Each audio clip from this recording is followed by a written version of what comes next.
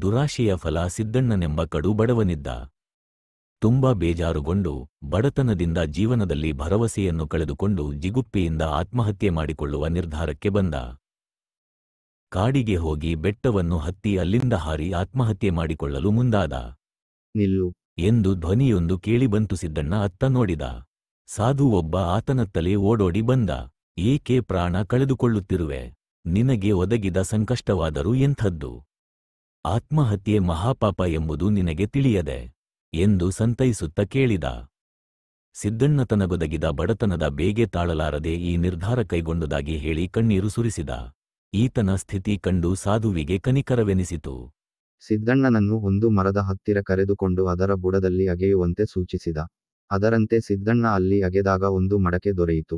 ಅದರಲ್ಲಿ ಚಿನ್ನದ ನಾಣ್ಯಗಳಿದ್ದವು.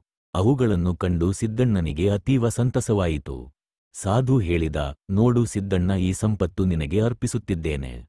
ಬಡತನದಿಂದ ನೊಂದಿರುವ ನೀನು ಈ ನಿಧಿಯಿಂದ ನೆಮ್ಮದಿ ಜೀವನ ಸಾಗಿಸು.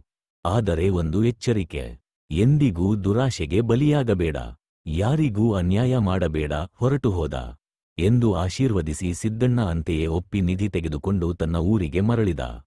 ಚಿನ್ನದ ನಾಣ್ಯಗಳನ್ನು ಮಾರಿ ಗದ್ದೆ, ತೋಟ, ಮನೆಯನ್ನು ಕೊಂಡು ನೆಮ್ಮದಿಯಿಂದ ಬಾಳತೊಡಗಿದ. ವರ್ಷಗಳು ಕೆಲ ಕಳೆಯುತ್ತಿರುವಂತೆಯೇ ಸಿದ್ದಣ್ಣನಿಗೆ ಇನ್ನಷ್ಟು ಸಂಪತ್ತಿನ ಬಯಕೆ ಉಂಟಾಯಿತು.